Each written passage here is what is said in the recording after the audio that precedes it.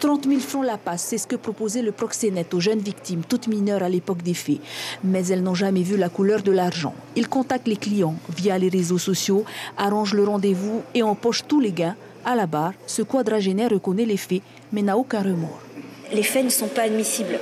Il a 5 enfants, dont certaines ont ces âges-là, mais il ne peut pas s'en empêcher. C'est une structure en fait qui est mentale. Il est construit comme ça, puis il a été violé étant jeune.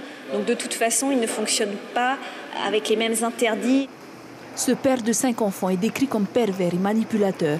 Il a profité de la détresse de ces jeunes. Il leur donnait le gîte et le couvert. Une mère de famille témoigne. Elle dit ne pas avoir vu les choses se passer. Il venait le chercher à la maison.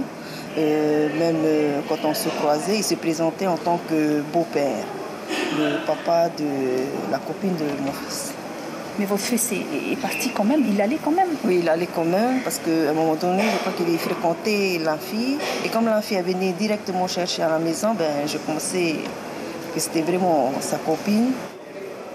Eric a déjà été condamné à 4 ans de prison pour corruption de mineurs en 2012, mais il a recommencé en sortant de prison. Ses victimes sont aujourd'hui détruites. L'une d'elles a demandé le remboursement des sommes qu'elle aurait dû empocher. C'est un début pour, à mon avis, construire une vie stable, puisqu'elle vit des moments familiaux difficiles. Et à mon avis, c'est le début aussi pour lui permettre de se reconstruire et de récupérer sur des années qu'elle a perdues, notamment dans sa scolarité. Eric est condamné à 8 ans de prison avec un suivi judiciaire de 10 ans. Il a également une obligation de soins à sa sortie.